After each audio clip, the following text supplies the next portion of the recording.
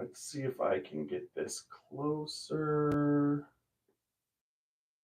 That's I wonder if the device I'm using, why it doesn't go to full frame on my screen when I look online. What doesn't go to full frame? When I look at your post, the Zoom post, yeah, like mine blocked out on the sides or blacked out. Here, I'll take a look. But I think what's happening is you got to actually press on it to get into it actively, right? Facebook. All right, here we are. No, it's the I've got full.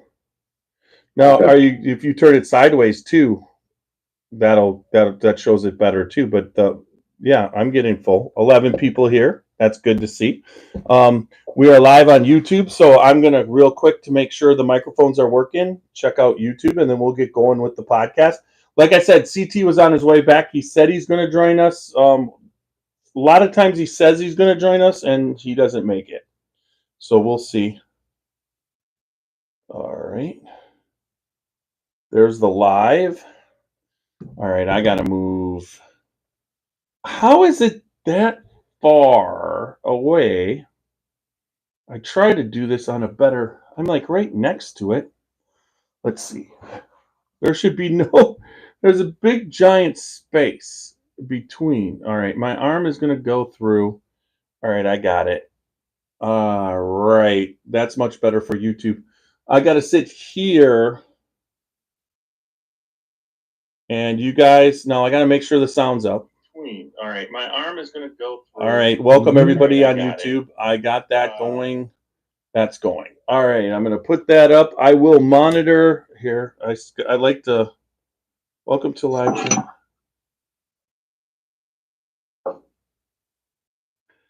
Learn more? Why do I have to learn more? I just want a live chat. That's dumb. Let's see. It's always trying to mess you up. Skip to live. Trying to throw a zinger in there. There I am. Chat. There it is. Welcome, everybody.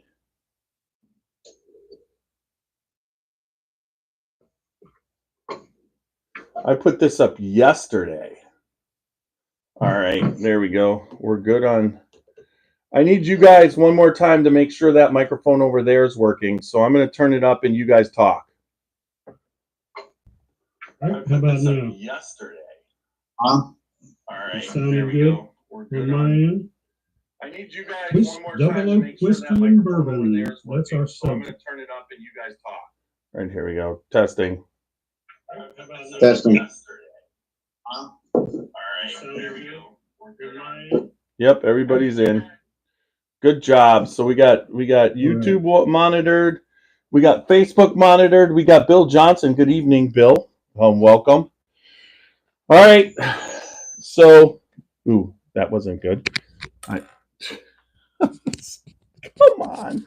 My little clip that I was just going to clip on for myself it's gone. So let's get rid of the keyboard so I can't mess up anything and turn you guys down. I'll keep the mouse there. Right now, everybody, we've got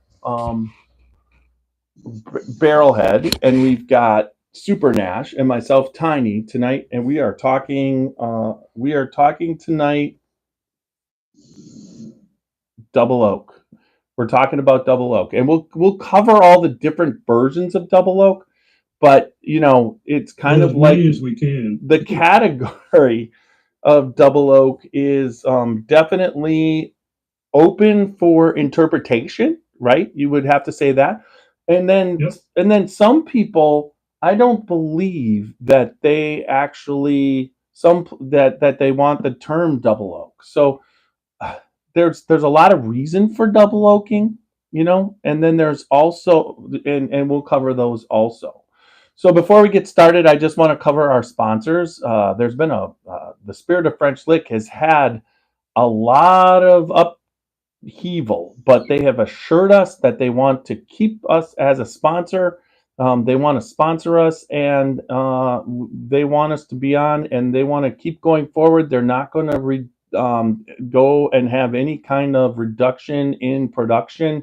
They are ready to keep going forward.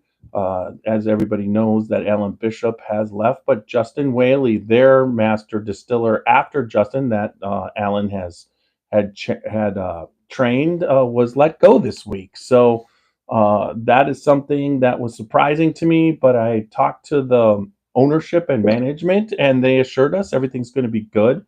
I want to also throw out there that August 24th, which is a Saturday, we will be going to the Spirit of French Lick to pick up and have a 11 a.m. to 1 p.m. Pickup party at the Spirit of French Lick for our 2 barrels that we picked through the state of the South Carolina with Super Nash. And those barrels are ready to be picked up. It's a Lillian Sinclair, which is an amazing. I'm not going. I'll be in Daytona. Well, you can't be there, but you were part. You ran this through. Oh, yeah. I mean. Yeah, I was part of the barrel pick. Yeah, ran it. We ran it. You know. So planning this stuff when I'm not around. You know, that's real easy there, Nash. That's super easy to plan things when you're not around, because you're not around. You're running off to Hawaii, you're in Daytona. I mean, and you don't just do things once. You got to just keep doing them over and over and over again. So, brother, you just keep living your life. Gotta live life to the fullest, right? Yeah, but that's Saturday the 24th. Isn't that what you tell me to do at the end of every podcast? Live life adventurously. Yep, and you do it. We all do it. Yes, we all do it, and we get together when we need to get together. But I have to plan things. You know what I mean? I know. And I do. I didn't plan anything when you were in Ohio. I mean, in Hawaii. I didn't plan it when you were in Hawaii. I was nice. So we got. I was looking for some kind of podcast with some kind of super master distiller.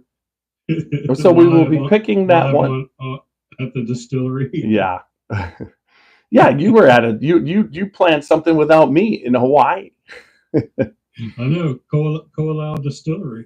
So anyways, getting back to our sponsor, the Spirit of French Lick, they do fantastic whiskey and bourbon, and they are for at least right now, they are selling and promoting Alan Bishop's fantastic whiskey. They've got William Dalton. They've got the new brand Lillian Sinclair. Both those are the barrel picks, and then they'll have also the Lee Sinclair and the Maddie Gladden. So check them out. Check out their website. Good whiskey, good bourbon, great stuff. And then also Rosewood Bourbon. Jason Giles, he is our sponsor. It's the Kentuckian bourbon. He basically in Indiana. He basically buys barrels out of Indiana and Kentucky, but he also is distilling at the moment in Kentucky at Bardstown, and then also brings it back to Texas and ages it for at least one season in Texas. So check out Rosewood Bourbon on Bourbon Outfitters. You can pick that up today. And then Alan Bishop is still part of our sponsorship. He's now at the Old Homestead Distillery, and that is in Indiana. And after we pick up the barrel, we're headed over to the Old Homestead Distillery, hopefully to do a podcast with Alan and Jolie, and I booked my night there. So it's going to be Friday, a podcast with New Riff. Friday night, spending the night in Covington with Brad Bonds at Revival. And then headed down to the next morning to Indiana for picking up the barrel at the Spirit of French Lick on the 24th. Then heading over to Old Homestead. And then I actually am trying to do something on Sunday, the 25th at Heaven's Door at their new distillery. I'm working on it. It's not a done deal, but I'm looking forward to it because I'm actually a pretty big fan of Heaven's Door. So that's the extra that y'all got on YouTube and Facebook. So we got CT coming in, and you're just missing the pregame, brother. And it looks like you pregamed enough. I started out with some pregame. Well, I didn't drink any of it. I just pulled some of it out. Yeah. All right. So we are ready to roll with the podcast. You're going to hear a 30-second quiet. We'll hit that, and then we will start with hearing the theme song. So let's get going with the One Piece at a Time Distilling Institute with Alan Bishop.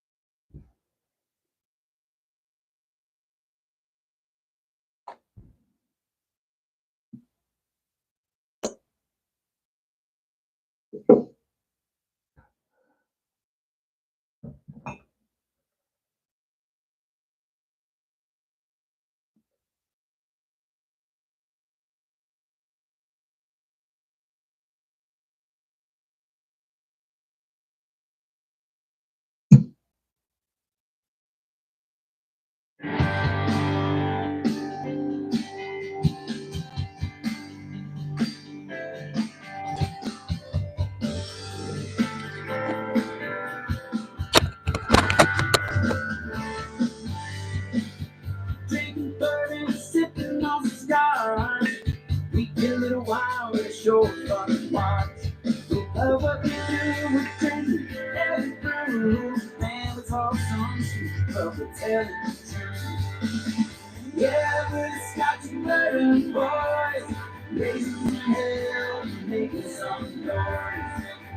Yeah, we're the Scotchy Bourbon Boys, we're here to have fun and we hope you enjoy. We're here to have fun. Yeah! Woo!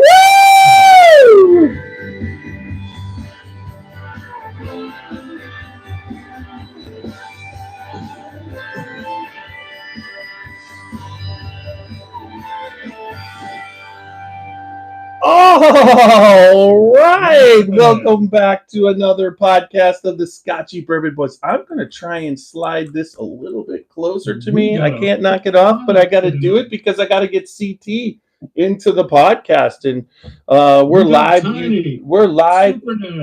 Barrelhead and CT joining us all to tell you about Double Oaked Bourbon and Whiskeys tonight. Yeah, Welcome, live on Facebook, YouTube, and then also YouTube's pretty lanes out there. Thomas Anderson is from mid-Michigan. He's lighting a good cigar, that Lane is. And then, so we got a good crowd watching on YouTube, good crowd watching on Facebook. And we got on Facebook, we've got Walker. I didn't see Jamie yet tonight. Oh, Jamie's there. Cheers. He's there. Yeah, awesome. So we've got our regulars, plus we've got a bunch of other people, and I'm excited tonight about to do this Double Oak podcast. We, having CT Barrelhead, myself, it's been a while since we all been together, right, boys? Oh yeah. Yeah. I mean, a few months. Yeah, I'm down out here holding it together for everybody, but I can't wait because we are getting close to Kentucky Bourbon Festival. Randy tonight was asking me about how to send the media and the tickets and everything and what email. So I'm really getting excited, and it's a lot closer than the election, that's for sure. September 7th is coming up really quick. We're almost within 30 days away. Pretty cool. September 7th? What? You said September 7th. Well, that's because he goes down on Saturday. Yeah. Yeah, that's right. Yeah. Go down on Friday. Oh, I forgot. You're going down September 6th. That's just. But you know what? Yeah. If you're down there by yourself, it don't count.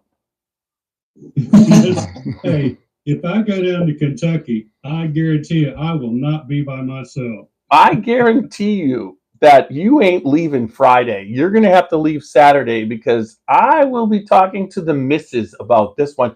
Already you're going to be... Oh, that's against the rule.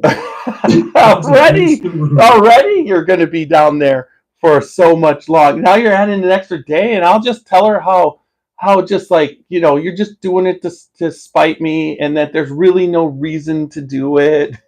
Got to go meet Barrelhead. Yeah. On that Friday. And are you going down and are you going on down that Friday before? Do you have a barrel pick on that Friday, CT? The 6th? Are you down there? Or is that Thursday? I can't remember. Oh, if you do, then I'll just come meet you. I can't remember I have to look at my calendar on the 6th. I can't. I'm seriously, my brain hurts.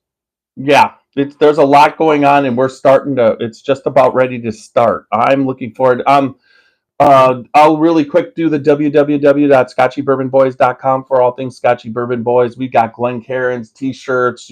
Check us out there. Find out everything. CT and Barrelhead. It would be nice. I got your pictures, but they're ready to go. But I need you guys to give me a brief bio on yourselves, on your bourbon bio, because I removed the old people, but I got to put the new people on. I've been asking Carl forever. So give me a bourbon bio about why you like bourbon so I can put you guys up there on the website, because that's not a hard thing to do, but I need the bio.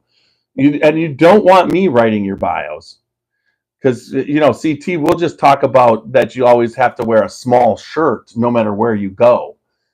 Is it lately? I think you look like you've been working out even more. So have you gone down to women's extra small? It's a medium. I thought medium.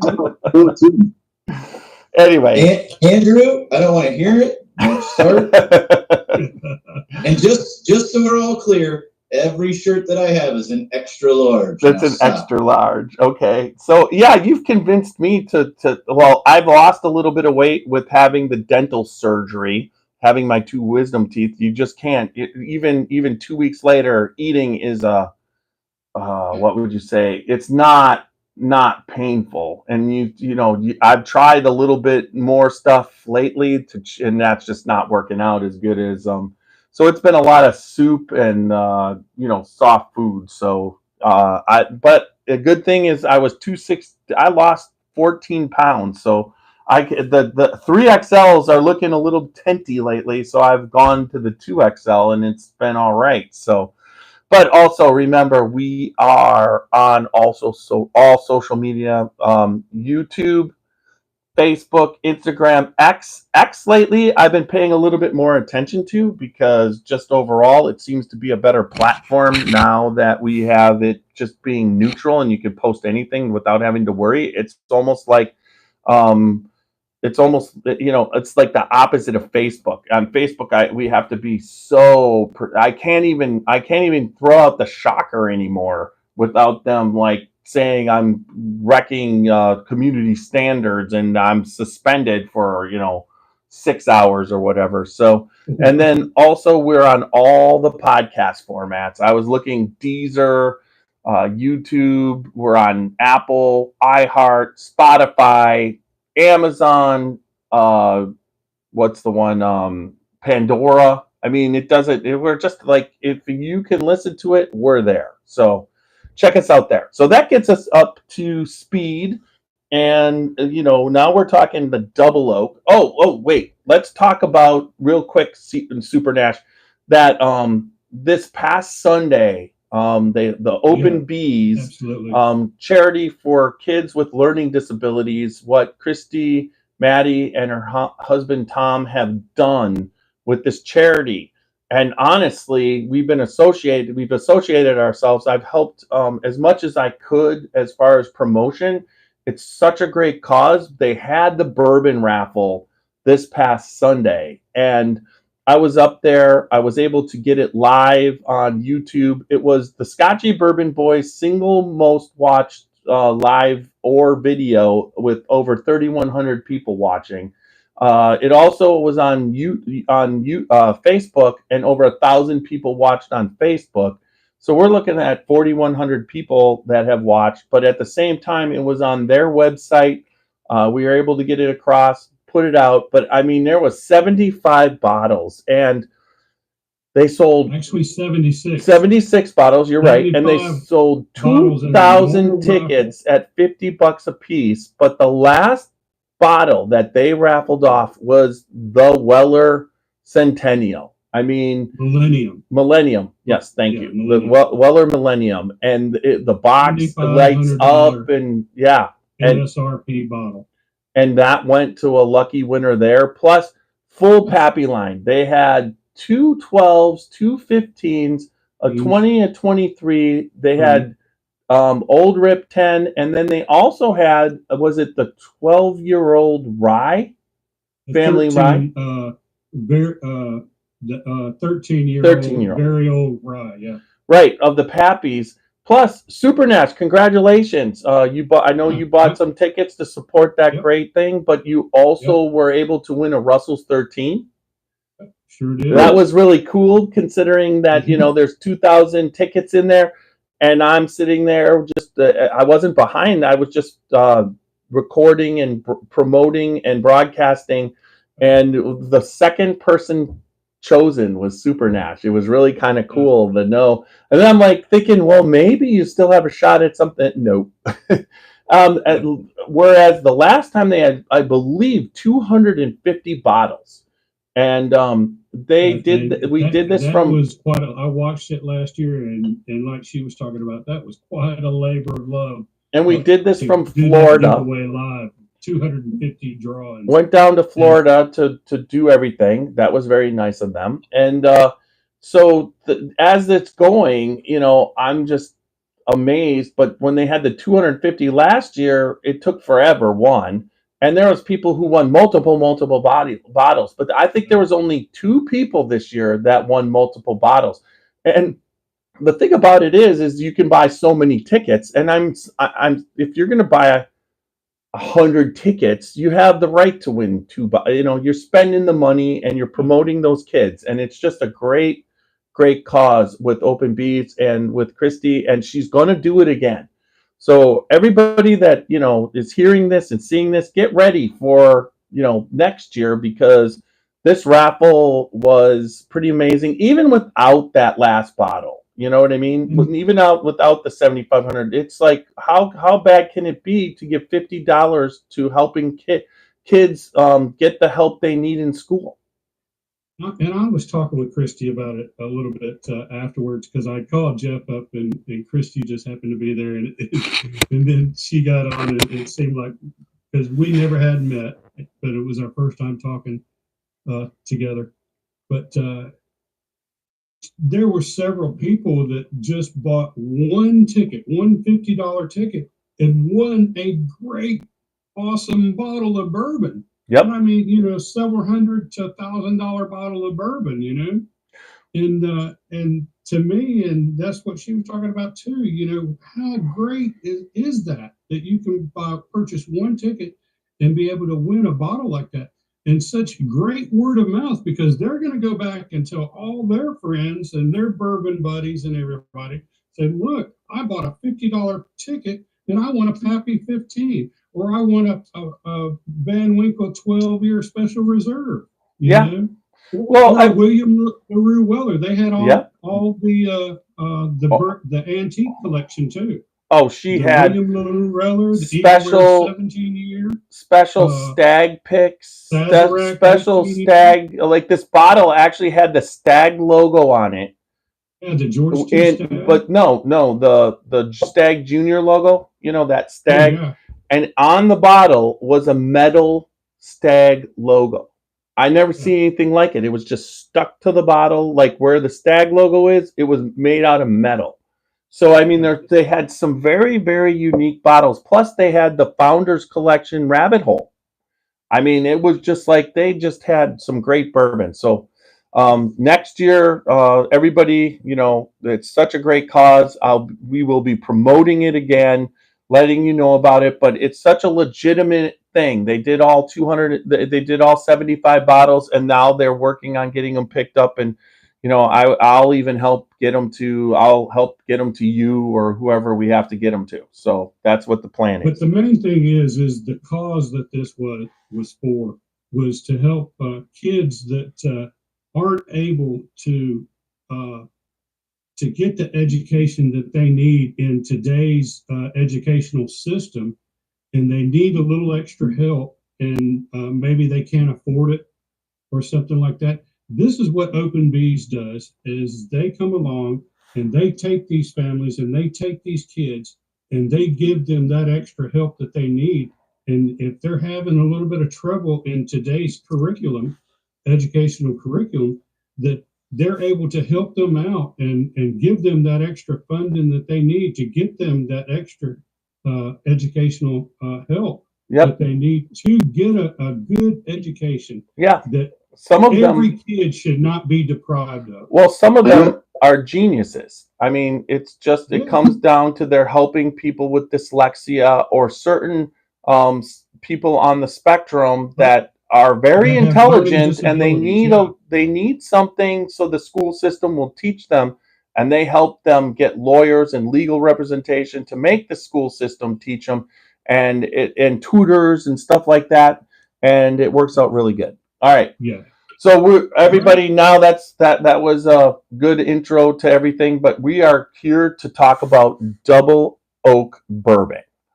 So there's a different ways of getting a bourbon double oaked. Now the main one, when you call it double oak on the bottle, means that the main bourbon that you use for this was in a bourbon barrel as bourbon. It followed all the rules, and then once it was done, it was then put back into another oak cask. Now, if it's called double oaked bourbon, it means that it was put into another brand new charred oaked barrel. That gives you, it could be brand new charred oak French oak barrel, it could be anything, but to be double oaked bourbon, you have to put it back in to another barrel that still follows the rules, meaning it's been charred and it's brand new. Now, if you say that this is a bourbon that's been oaked twice, but it was, instead of a double oaked bourbon, you say it's been double oaked and it's not a bourbon, that means that initially you started out with a whiskey or a bourbon, and then you put it into a finished barrel that does not follow the rules. Okay, it's a toasted French oak barrel. It's not charred. So that would then make it just a double oak. It's no longer a bourbon. Or it's a double oaked bourbon finished in a toasted French oak cask. So those are different ways to get the double oaking.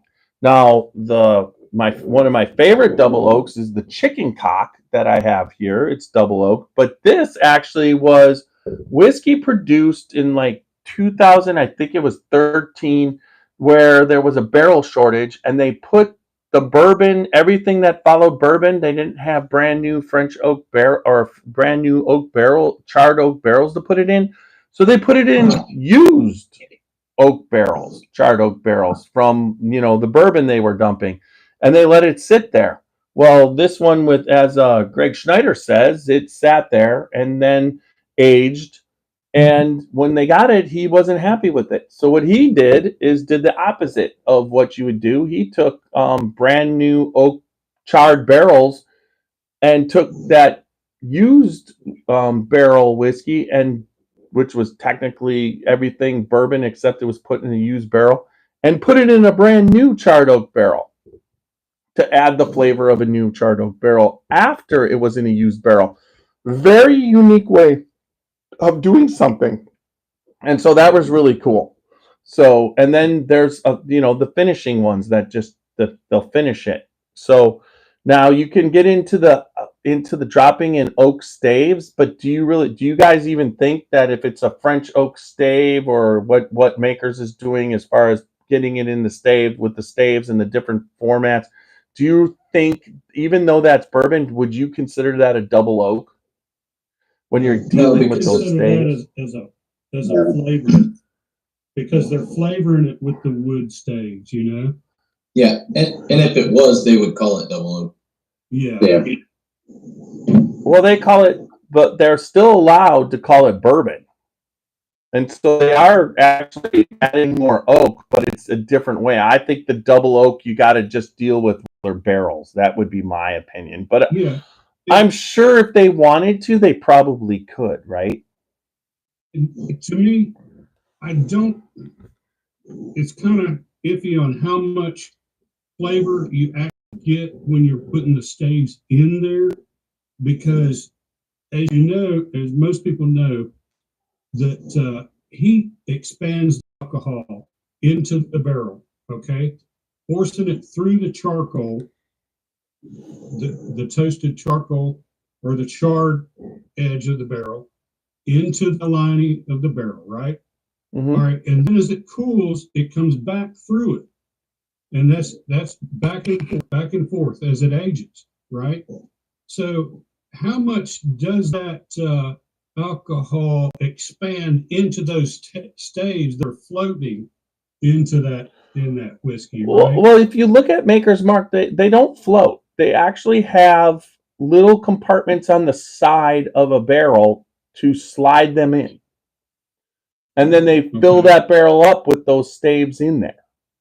Now, I think then they leave it 5 to 6 months in there, something like that, in that controlled environment. I mean, I'm not even sure because it's not like they've put it in the original barrel. They actually have those. You see it when you go there. You see the staves, you see the barrel, and then you see how they slide them in the little slots that they've made for it. And they are considered. They call that bourbon. They got that process at Maker's Mark to the 46. Maker's 46 is considered a bourbon. It didn't break the rules, so they must, toast those toasted staves. I don't know how they got around it because it's toasted, it's not charred. You know what I mean? But they were able to bend the rules a little bit there. All right, but so let's just say for this particular podcast, we think the double oaked is dealing with a secondary oak barrel. If it's a double oak bourbon, it needs to follow that second barrel still needs to follow the new rules. If it's finished, that usually means they're toasting it and they don't have to follow the rules on that second barrel. They put the bourbon in. So let's go. So we all got some stuff up on the bar, right? What is what we got that's consistently? I know you guys got the whiskey war. Is the whiskey war coming out of High Bank? Is that double oaks, or are the what how does that work? CT, what's it? I mean, it's definitely double oaked. It's put in a new second barrel, oak barrel, and they probably do more double oak than anybody in a small craft distillery size, because like the state of Ohio just did another pick with them that was released this week. Theirs is really good. It definitely lends a little sweeter, softer note than some of the others, even like Starlight and the Chicken Cock. But I'm a big fan. I think I have, and I'm sure Andy's got several of them. I think I have 5 or 6 bottles of double oak, and then I have 2 double oaks from them. Ah, okay. I haven't double yet. And where's Whiskey War at? It's High Bank in Columbus. Okay. Yes. He purchases, I believe, out of it's Squib, Ross and Squib, and then they do a lot of secondary finishing or double oaking. That's one of their big things. Or their secondary finishings in wine, the wine barrel casks, a lot of stuff like that. So their stuff is good. I mean, there's no doubt about it. People like the double oak a lot. I think that's probably been their best niche. They do a barrel proof that's really good. They don't do a lot of other stuff. I mean, they do come out with their white labels that'll have some other things, but their double oak's what they're known for, kind of like Woodford and their double oak. Okay. And then I've got the Peerless. I see the Chicken Cock by CT's got the Chicken Cock, and so does Nash, because the double oak Chicken Cock's pretty damn good and readily. Yeah. Oh, we all 4 have that. let's do a little tasting of the chicken cock and talk about that with because Greg does a really nice job. He initially how he tells it in his deep voice, how he felt that this was not the quality in the first go round off the purchase of the whiskey that would be to the quality of the chicken cock brand. And he said, well, let's just fix it by putting it in new oak barrels for a while. And he did that. And I believe right now the second batch has hit the shelves lately of the double oak. Chicken cock. And not that it matters, but remember that this is a whiskey, not a bourbon. Right. No, right. Exactly. It's a bourbon. A bourbon mash bill, a bourbon off the still, everything, but it got stuck in the used barrels and then finished in a brand new charred oak barrel. So it's like a backwards way of doing a finish. It's like normally people put them in the new oak barrels, charred oak barrels, and then they'll finish them. They can finish them in a used barrel, a used French oak barrel or used whatever, because you want to have a little bit of control. But this is like the opposite. And I think Greg did a really nice job with the process, don't you? And when we do this, let's talk also price points, because I think that's important to people that don't have these bottles, whatever. Well, the high bank double oak, what's that go for?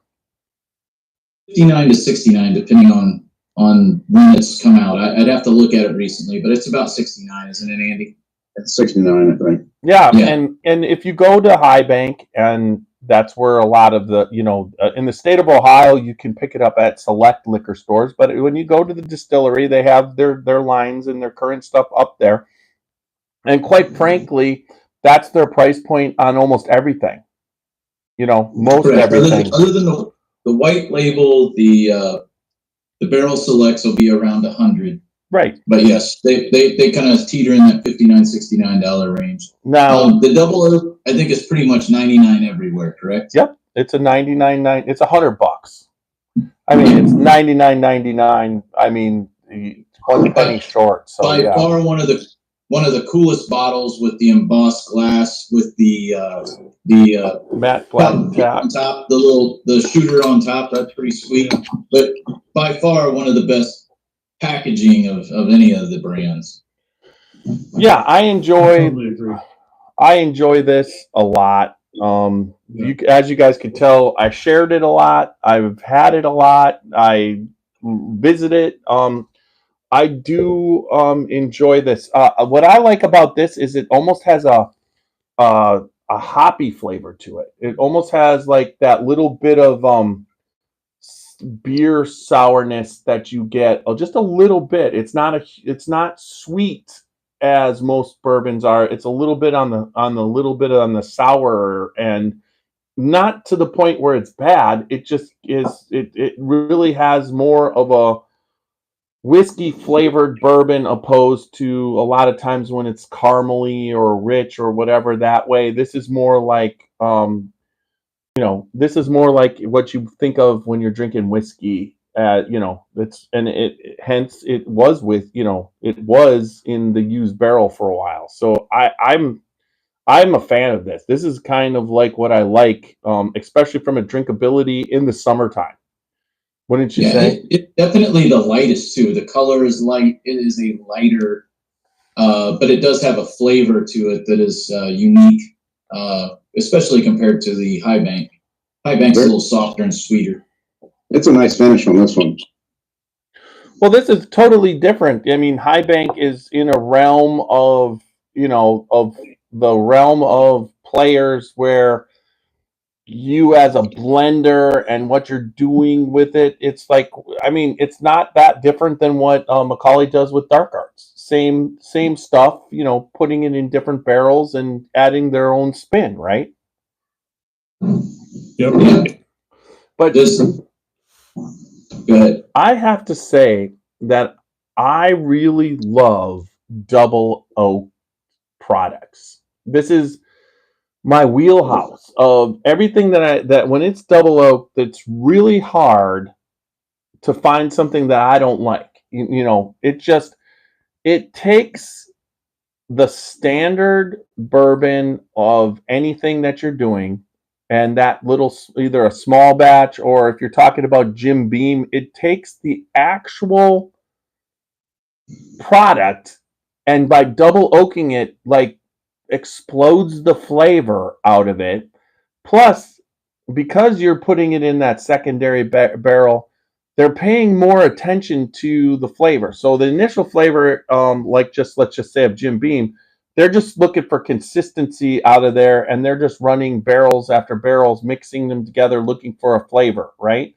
But when they stick that double oak and they put it back in there, now they're looking to make sure that they're picking up more flavor, but they don't go too far. So they're, in my opinion, a double oaked product that the distiller is able to get the flavor they want in a short period of time, so they're able to pay more attention to what's happening, opposed to, let's just say, the regular, where you've got something in the barrel 4 years before you're even starting to taste it, because the product's going to be 5-6 years, so they're not watching over it like they do that double oaking. Just my opinion. I have, as far as Woodford Double Oak, I have a question about their barrels. I have, which I know is the second barrel in the double oak process. I have one out in my garage, and it looks like a newer barrel still. Yeah. I have that says double oak on it that looks like an older barrel. I just wonder if they stamp both barrels, if they know they're going to put it in a second barrel, if they stamp them both double oaked. My opinion is probably not.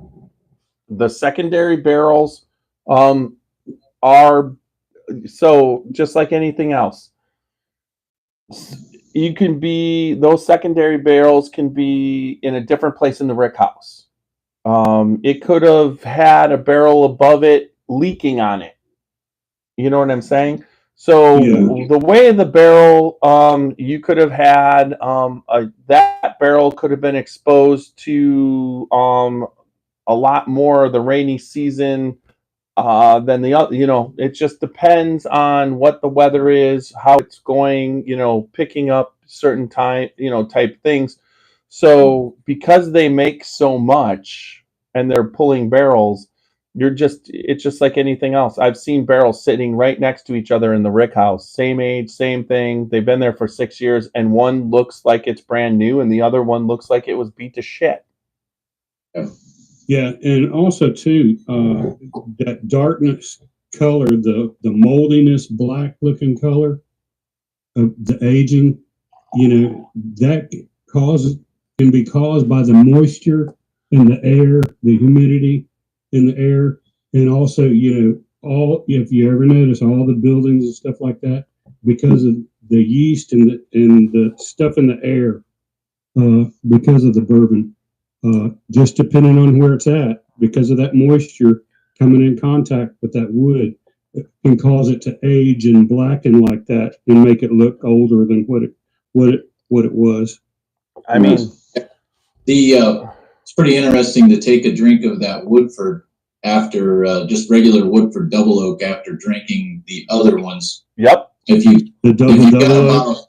Yep. It's night there's and day. There's a caramel note that's in there that really comes forward when you drink it. It's almost like a caramel. For me, it's more butterscotch. Yeah, butterscotch would be a good one. There's a it's just so different from the other ones that have done a similar double oak process. So my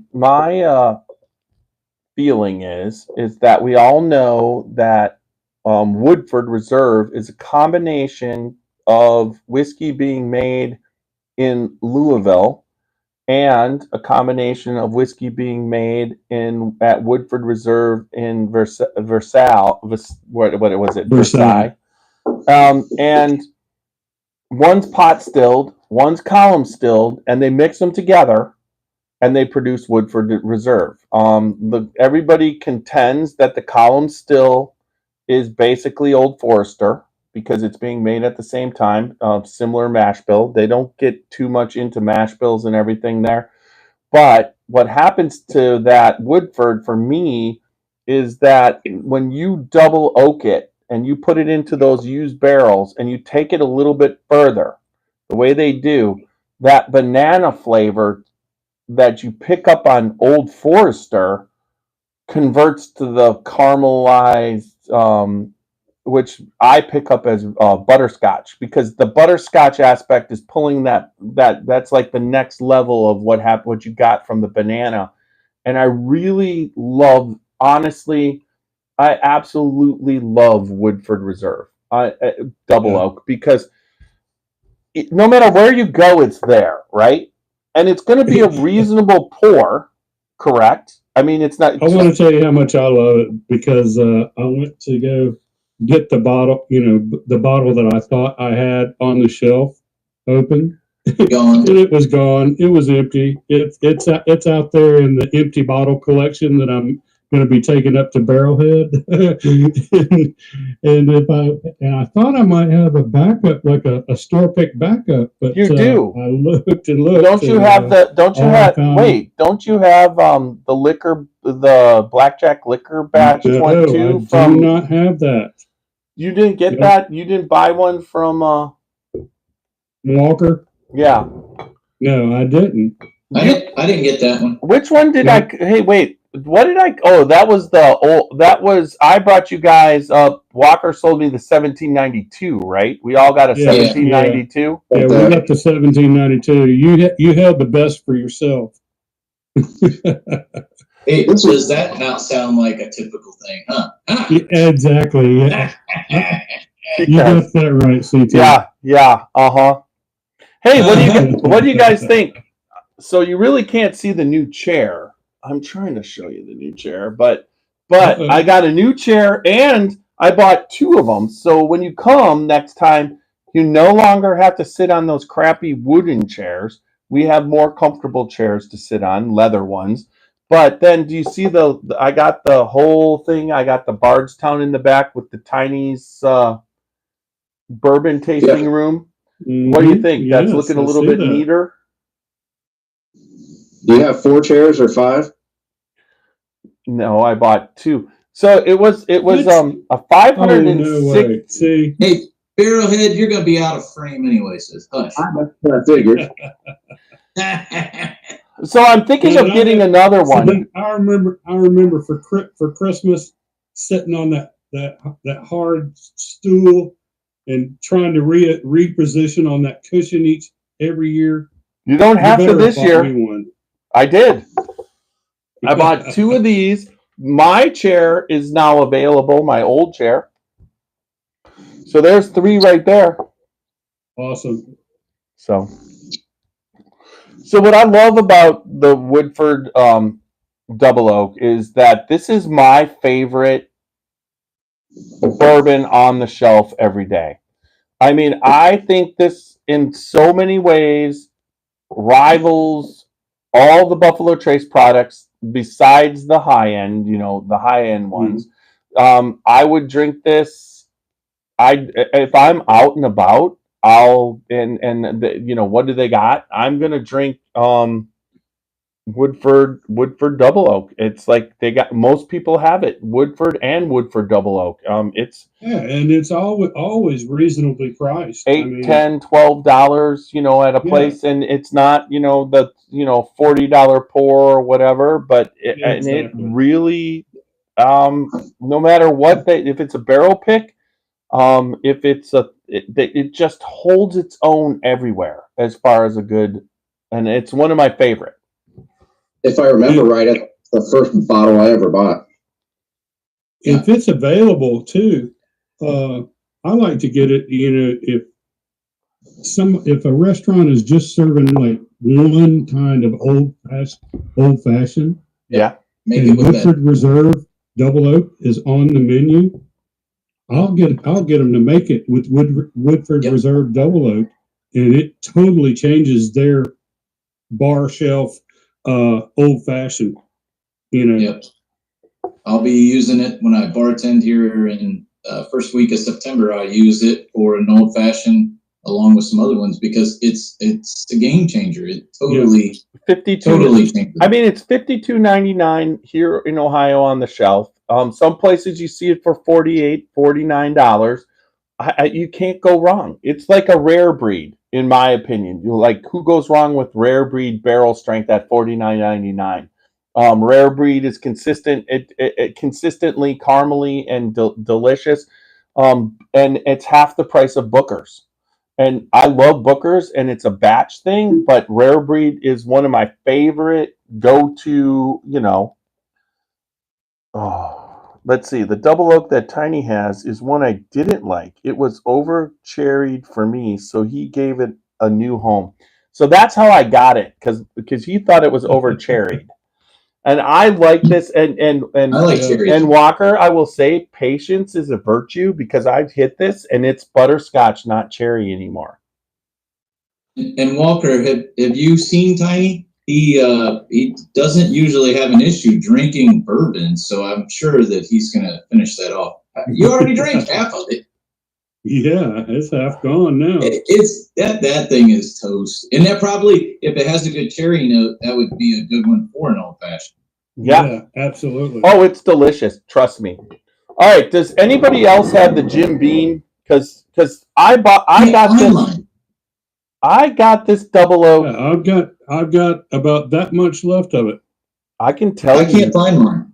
I picked this up on September 24th, 2019. And it was part of luncheon with Fred and Freddie, the first year I met them when I took the painting down. And we bottled our own Knob Creek, and they signed that. And then they had this as a special thing for everybody who went to the luncheon. So I'm going to open that tonight because I am excited to taste, because over the years, I didn't know what double oak was. And I've had twice barreled double oak Jim Beam. Yeah, everybody watching on YouTube and Facebook. Pretty this is what sure we're talking about right there. Probably the cheapest double oak you will ever find, because I think it's $25.99. Yeah. Actually, just in South Carolina, it was $19.99.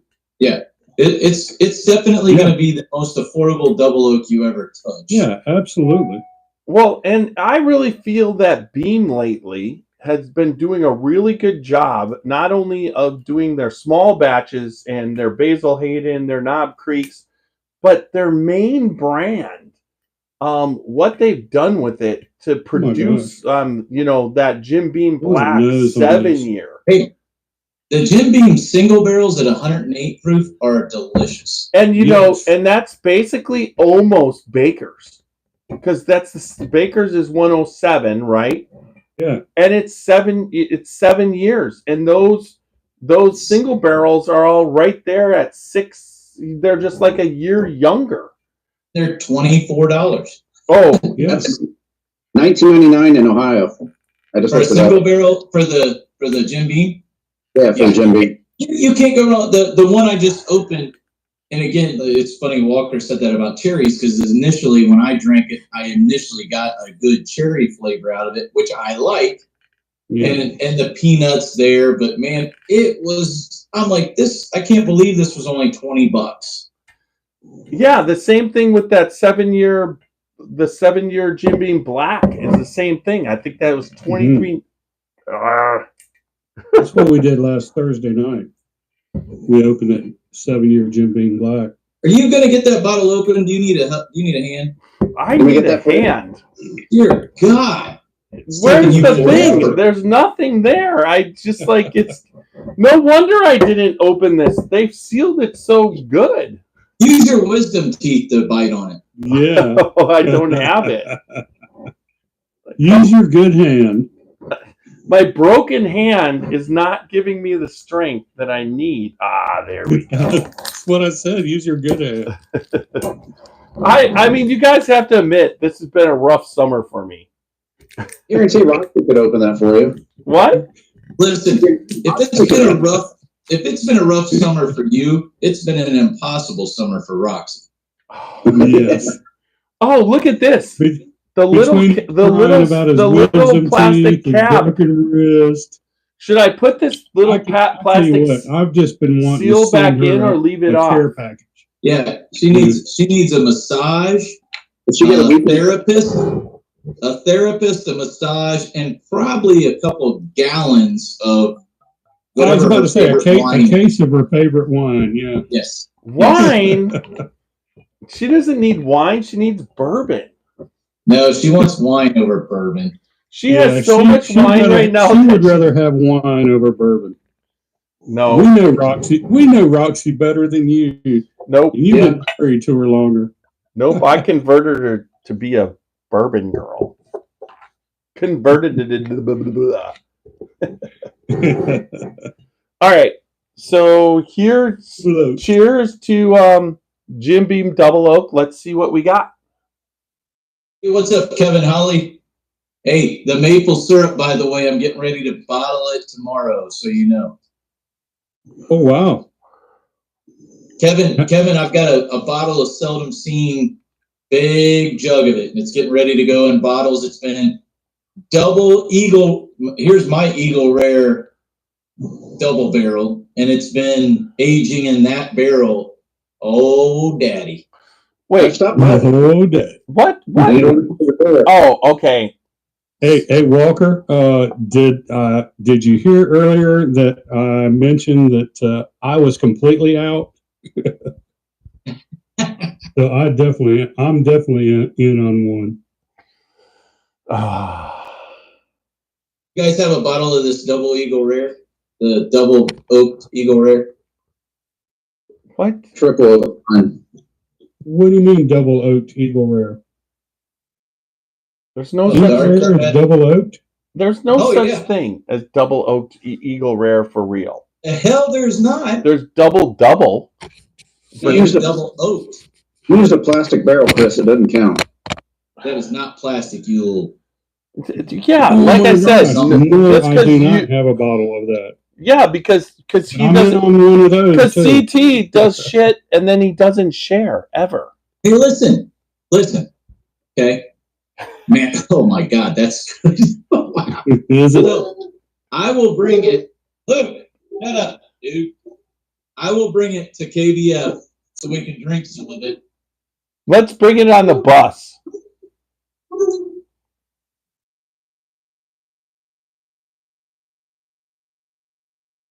There we go. So, anyways, that was Luca. Anybody need a hound dog? Yeah, I know where you can get rid of them.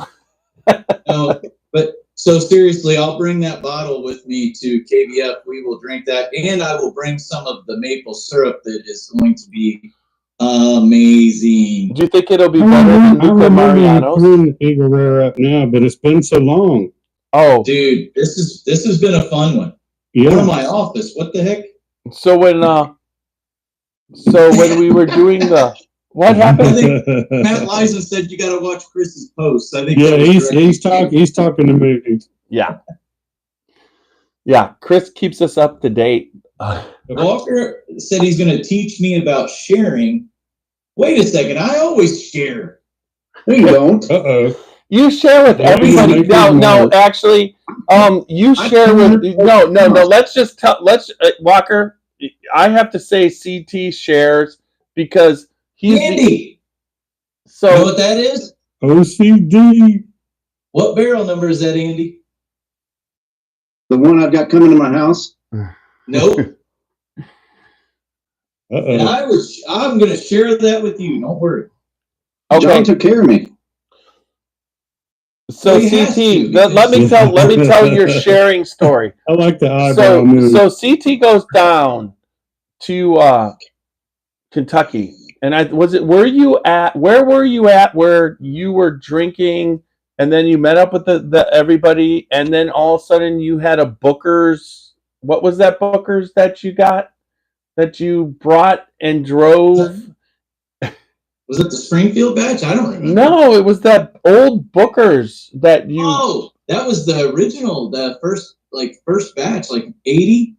Yeah. Was it 80 or 81? Right. And you basically only drank half out of his Glencairn. And you were with a bunch of people. And cost me $200 for a pour of it. Right. And then says bring it on the bus. And then he drives it in his Glencairn, in his cup holder, all the way to Ohio, and lets me and Roxy taste it at a Cracker Barrel meeting for. He knew he was meeting us at the Cracker Barrel and drove it all the way up. Talk about sharing. Shove it, Andy. I can't say that you don't share. He bought me a bottle of water once. Hey. That man has shared rides to Kentucky with you, Barrelhead, many times, and you definitely need the rides to Kentucky. CT, you are great. You and Super Nash. There's no doubt everything that you guys do for the Scotchy Bourbon Boys and everything that we've been doing, and I'm so glad all four of us are here tonight, because this is great. Once again, we're getting close to September. We're all going to be down there. Andy, you're going to be down there too, right? You're coming down for the festival. I'm going to be down for the bus and Thursday, probably. Okay. I just got to find a place to stay Wednesday night. Mm-hmm. All right. So that's just going to be fantastic, all of us down there. And then you're going to be coming down also, like last time, to Bourbon on the Banks, right? That's it. We got August, I want to say Monday, August 12th. We've got Greg Schneider coming on. Thursday, August 8th, we've got Randy Prass coming on, and then I'm going to reach out to AMZ to bring the people from Bourbon on the Banks on in August. So those are 3 podcasts that we're going to be doing. But I'm trying to get a Heaven's Door podcast on Sunday, August 25th. We've got a Old Homestead podcast on Saturday, August 24th, hopefully. And then Friday, August 23rd, a New Riff podcast. So those are the podcasts for the week coming up. But so far we've been awesome. So let's talk about the more bizarre double oaking. Now. All right, boom. Funny you should mention that. Just picked this up today. I saw that bottle. Yeah. Yeah. You've seen it here in Ohio? No, I seen it. I was looking online at a couple of different things and it popped up. I just picked this up today. I was working over in Greenville and stopped in one of my guys' liquor stores and I was standing there talking to him, and right there beside the checkout counter, he has a whole shelf of hand barrel bourbons. And I was looking at them and I was like, well, I got that one and I don't have that one. And there's like 4 different colors. And all of a sudden I said, well, I've never seen the black. I've seen the yellow, the white, and the camouflage, right? Yeah. I've never seen the black. There was like 4 bottles of the black. So I picked it up and I looked at it. I was like, oh my gosh. So crack that bad boy. It's the hand barrel double oaked. Crack it. Yeah. Oh, I did. And I'm getting ready to pour. So I got to stay on the hand barrel thing, but that is Walker. Walker gifted me with a bottle of the camo, and yeah, just so everybody can see. He gave me a bottle of the camo also. I really do appreciate that. Yeah, we definitely all appreciated it. Yeah, he gave me a bottle of the camo. And you got a bottle of water. Be quiet. Huh? You got a bottle of water. Yeah, from you. Walker gave me a actual. Hey, I'll remember that next time that I run into your boy down at Wild Turkey. So, Barrelhead, just let Walker know if you can make the 24th when we go down there to pick up the barrel and then head to Old Homestead, because he'll book the room. Yeah, I got to stop right here because notes in that it noses just like the Peerless Double Oak, and so before I even taste it,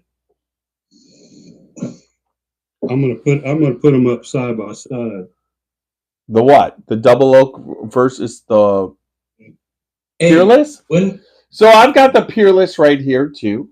I've got the Peerless. When we're done, let's pick our favorite Double Oak bottle. All four of us pick our favorite one. Well, okay, so I'm gonna pick my favorite one before it. This is that is heavily close, and I'm gonna put them up side by side. The one right here, this is the hand barrel, and this is the Peerless Double Oak. As soon as I nosed this hand barrel Double Oak, it was like, oh my God, it smells just like the Peerless, and that's why I had to. Really? I have not tried the Peerless.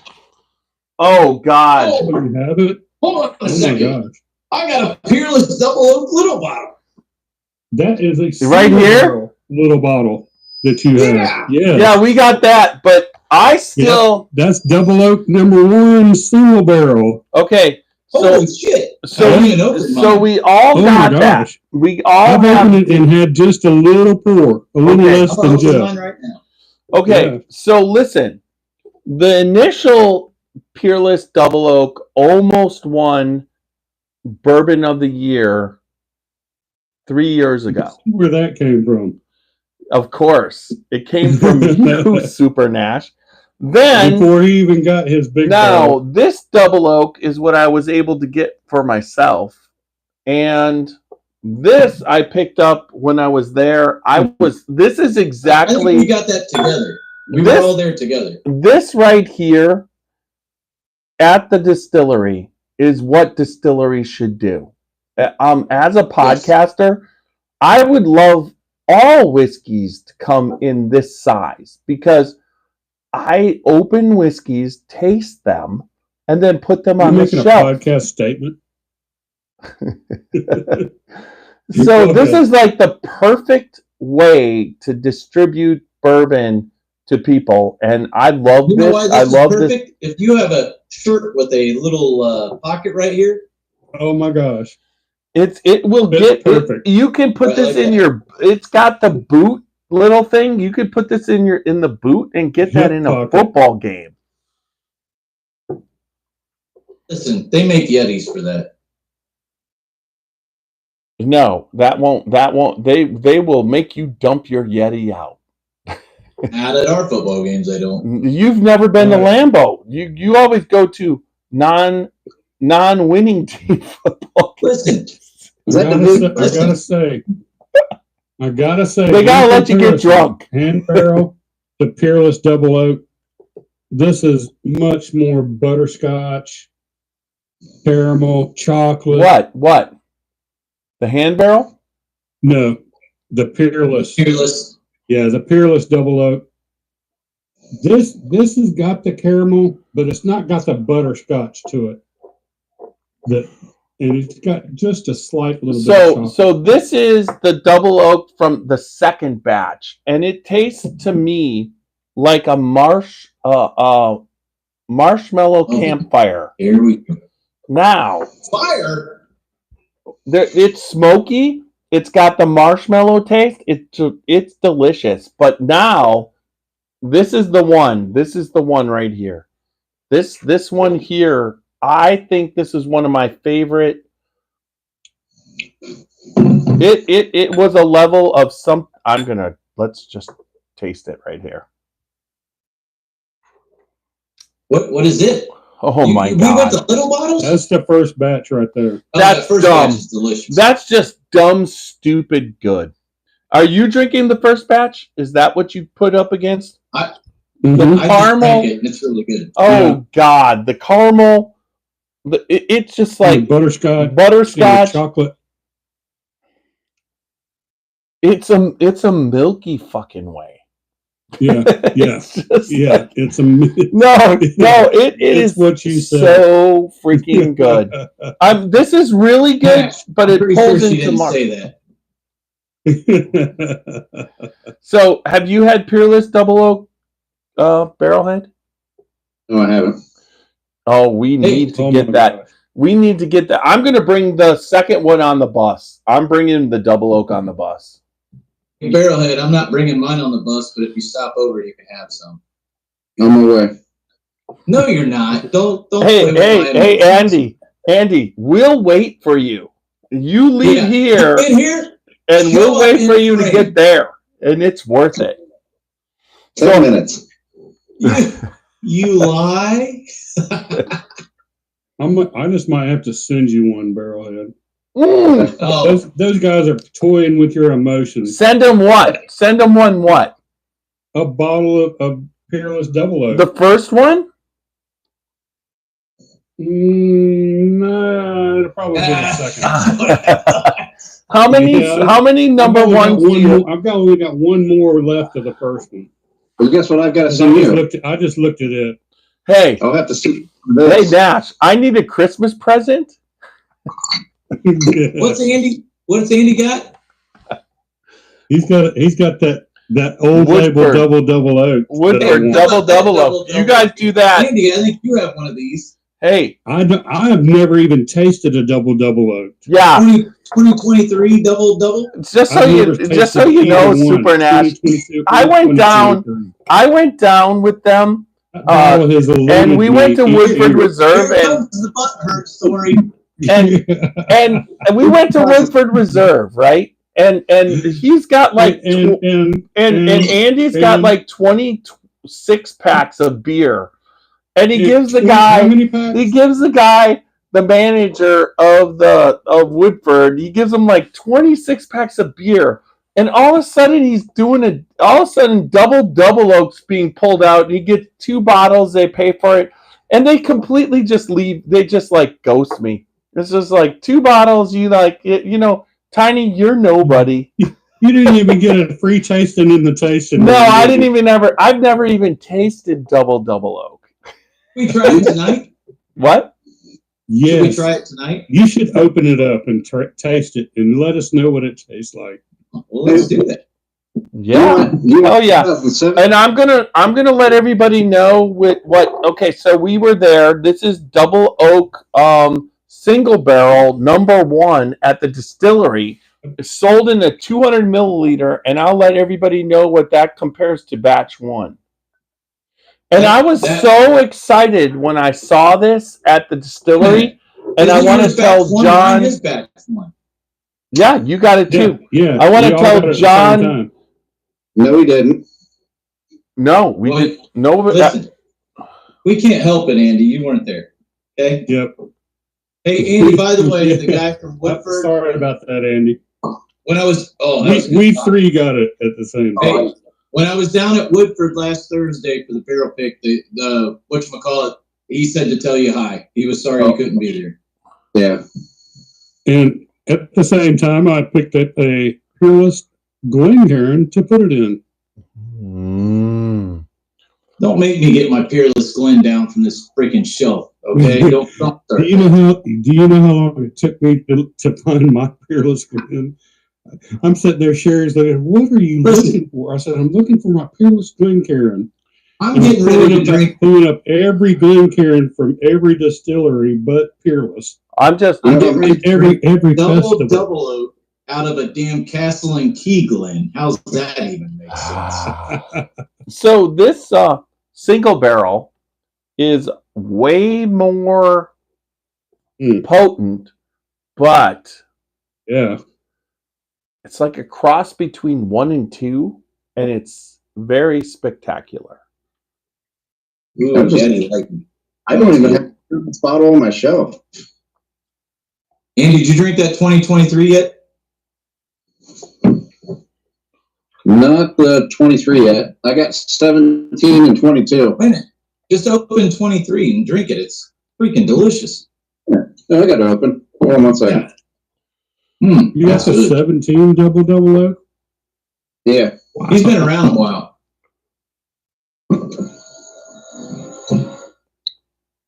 Oh, there's the Stanley that rattles around in every goddamn coffee cup holder in every truck you've ever known. Jesus Christ. Every time he gets to the truck, he brings that thing. I'm like, I'm just going to bring a jug of water next time. Just a 2 liter of water. It's good to have. Not just not enough. Cheers, Andy. Cheers. Double Oak 2023 Woodford. Down And the hatch. Nash and Tiny, I'll get you some. I would love to have some. Yeah, I'd love. It's going to be a good any year of the double oaked. Guys, did you see these bottles I got for the honey or for the maple syrup? Though, did you see that when I showed it? Yes. These are killer. They came with a cork and a topper for them to seal them with the heat gun. Oh yeah. We went to Amish country. What about your labels? Which is have you ever been up here? My label game is weak. Okay. Yeah, but I mean, I can take care of that for you. Hey, CT, you just need to talk to Nash. He'll take your label game up. I need a good label for a Eagle Rare Double Oaked maple syrup. I got you. Okay, that's what I need, and then I'll ship you some, and everybody's going to get some at Kentucky Bourbon Festival. Just so I'll bring. How many labels do you need? CT, I'll bring probably about 20. I'll bring the pumpkin pie pancake mix that I got from Amish country, so we can pour that shit all over that. What? Yeah, and that's what we'll do. We'll make pumpkin pie pancakes, and then we'll pour your syrup over the top, and I'll bring Amish country butter. It's not my syrup. It's just I was able to make it work together with everything that was. Yeah, you're the mad scientist right there. So Kevin provided the syrup. I'm just providing the. So while you guys are talking, so Davies County is known for barrel finishing bourbon, and they did a French oak, and they've done a bunch of different ones in that qualify as bourbon still. And I love this. So we're talking about the Lux Row, which was bought by Ross and Squibb. And what they're doing there with the Davies County and those secondary barrels that they put the bourbon in is fantastic. And you can pick those up at the distillery. You can pick them up in your state. But I think out of a lot of what would you say when you're talking about Davies County as a whiskey, it's there on the shelf. But not a lot of people know it. It's like the recognition isn't there. But even their straight bourbon, I absolutely love. You just me too. Pull that off the shelf, and it's like what they're doing at Lux Row with that brand. They've got other brands, but this is my favorite brand of what they produce. And then what they're producing with the French oak or the different oak barrel finishes, and you don't, it's not wine barrel finishes. Some are, but for the most part, it's different oak finishes. They did the Ducks Unlimited, which was real good. I think that was with the French oak. The Ducks Unlimited. Okay, so hey CT, let me run this by you right quick. How about the Eagle Rare label in the silver, double oaked maple syrup? Yep. On like a honey orange or honey yellow color background. So the thing I was wanting to do, I tried to make this on a place on Pinterest or Amazon, one of the two. Mm-hmm. I tried to do it with a clear background. With a white label, so it just shines, so the maple syrup came through. I don't know if that would look right, but I like the orange because it would go with the maple. Well, the reason I'm saying is because the labels that I have are the shipping labels, and they're white. So Okay. that way I could sort of pick a color close to the maple. Yeah. You always hit those labels out of the park. So whatever you decide to do, it'll look good. And I will get the Eagle Rare label part of it, and then put double oaked, and I'll put it in silver and all just like that. Maple so syrup. I've had the barrel. The barrel's been aging. I had it in the garage for a week, and Kevin told me, he's like, don't keep it in there too long because it'll freaking blow up. Yeah. And so I had it in the refrigerator for almost a month, and I just pulled it out and brought it in the house, and I opened it the other day to smell it. It is freaking amazing because it still smells like bourbon, but that maple syrup's in there. That's awesome. It's going to be so good. Yeah, I'll take care of those. I'm gonna have a little bit of free time coming up this weekend and all in between my honeydew list because I know. What the hell did you say? Free time? We'll take care of it. Do I need to burn a barrel? I just feel CT. I feel totally snubbed. He just said free time to you. He never says that to me. What? What? Free time? Seriously? Aren't you going to be down in... he says free time, but he's going to be down in a hotel in... right outside of... what? Myrtle Beach? You'll be in Myrtle Beach, or you'll be in a hotel. I mean, it's like now he says he's got free time. No, I won't. So Nash, you've been on the last 3 podcasts. I won't give you any shit. I'll tell you what, though. Now he's gonna give me hell. I will tell you, there is an appreciation in the short time that I've messed with this barrel, from doing the double oaked Eagle Rare to the syrup. Now, when the syrup comes out, I'm filling it back with something else to get a bourbon influenced syrup. Wait. You know what you're filling it with. Flavor, yeah. Do I know what I'm filling it with? Yeah, I'll tell you what you need to fill it with. I have some ideas. No, I got an idea that you need to... No. Widow Jane. Weller Special Reserve. Widow Jane, you need to fill it with Widow Jane, and you need to tell Lisa Roper Wicker that you're doing it to see how you can compare it to her decadence. Okay, and we did that pick at Chicken Cock. Widow Jane's got a new bourbon out, and it's called Baby something. Oh, it's their little. It's their little baby or something. Yeah. Little baby, made from their heirloom corn. Yeah. You know, I saw it today. I had it in my hands. I looked at it, but then I saw all this other stuff, and next thing you know, I got the Maker's Mark wood finishing series today. Baby Jane. Baby Jane. As John let us know. But I got the that first release of the Maker's Mark wood finishing series today. The second. I got it. What? You got that? Where did you get that? Yeah. Wait. At Maker's Mark when I was down there 2 weeks ago.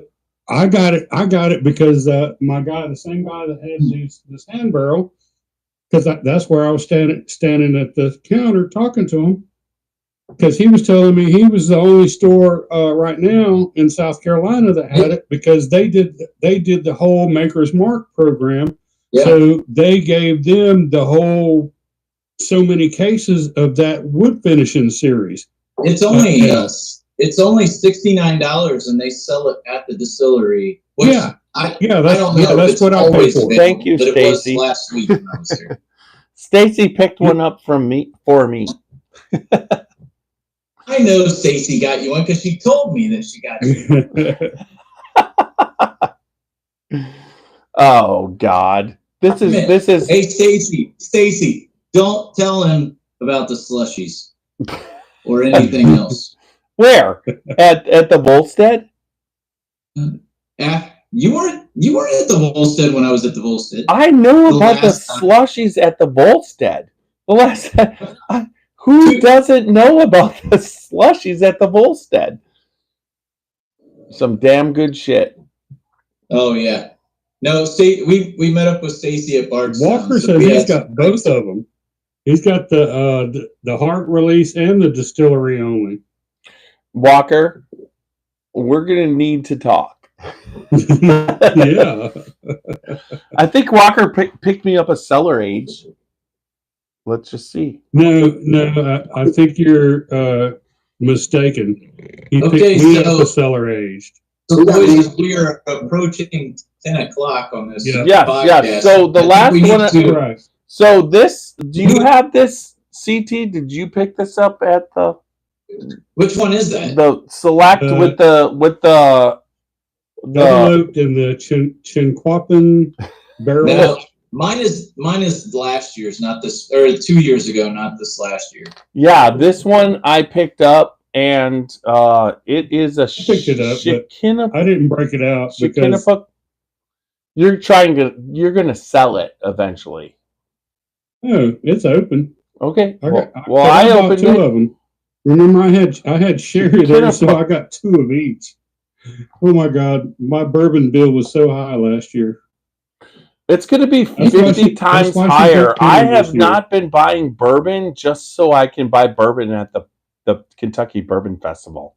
I'm buying cases of Jim Beam Double Oaked. What are you going to do?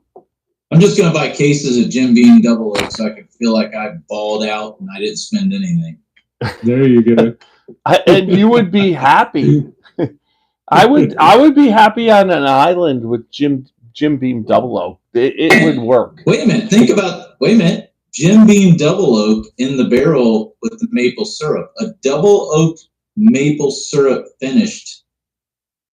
Oh. I think you just hit a home run. Let me get 4 bottles of that, pour it in the barrel, and see what that does. 4 bottles of what? Jim Beam Double Oak. After I pour the maple syrup out of the barrel. Oh wow! Do I need to so did you ever get this one, CT? I have. Well, which one is it? The French oak finished. That's still so you bourbon. And I have different. You and I have different ones because I don't have that. Don't make me start pulling out. Don't make me pull out secondary finished stuff from old Louisville because then it's going to get really hairy. Yeah, but that is used barrels. This is in a brand new. This is in a brand new charred oak French oak barrel. So it qualifies as a double oak. Wait a minute. Some of old Louisville stuff that's a killer glass. I like that. Some of old Louisville that's what I started the podcast with, drinking on some old Louisville, the 16 year. So mine's a 16 plus 1. Last pour. Because you're special. Did you see my bottle? I actually wrote it +1 with a Sharpie. I know. 154 proof. I know. It's awesome. I'm going to need to have a drink of that. I'm sorry. So to everybody, double oak is a thumbs up. It doesn't matter where the double oak is happening. When you add that secondary barrel, whether it's to whiskey, whether it's to, we're not talking about bourbon or rye. Right. We're not talking about finished, where there's like wine involved or tequila involved. We're talking about just another oak barrel. Another charred oak barrel. Right. Well, toasted or charred. Toasted or charred, yeah. I can't complain about any of these. I mean, it's... I can't complain about anything I tasted. Although I will say the level of this Heaven Hill, which is a special bottle, competes. It was a little bit more expensive than the others, and it's good. And that type of oak is unique. Actually, I'm picking up a little bit of honeydew melon on the finish of that particular bottle. But the French oak from the finished, I got to taste this directly from the barrel. This particular bottle, we went down and it was in the barrel, and Rebecca from Neely, Royce Neely's wife, drilled this barrel for us while we were down there. And we got to taste this at barrel strength. It was snowing outside. It was Christmas time. Oh my gosh, it was wonderful. And it was delicious. And then when they bottled it, I definitely wanted this bottle. And there's no doubt. Now, what this is pot stilled, finished in a French oak cask. A brand new charred French oak cask. And the chocolate that I can smell on the nose is amazing. And I'm so glad I picked up this bottle. It's dark chocolate mixed with caramel. It's just delicious.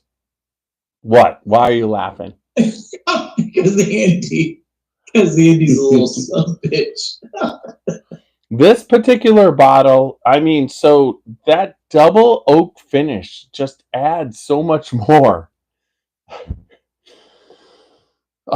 Okay, so we got to pick a favorite here. It's 10:01, you fools. So, hey, right before that, got to give a shout out to Mean Car of Old Louisville, Kentucky, who is in Sweden right now. Our buddy out there. Yep. Cheers. Cheers. Right here with Old Louisville. Me drinking on my 16 year to start the podcast out, and how do you know he's in Sweden? Year. Why do you know he's in Sweden? This is what I'm asking for. If I'm in the electric chair and they say, "Can you have anything?" I will ask for this bottle. Old Louisville? Yeah. I agree.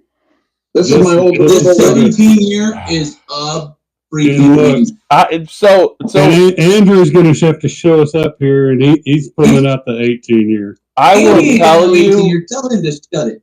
I will tell you that I'm not even going.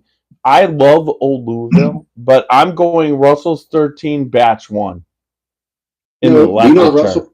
Russell's 13 is my unicorn bottle. I have not been able to find that.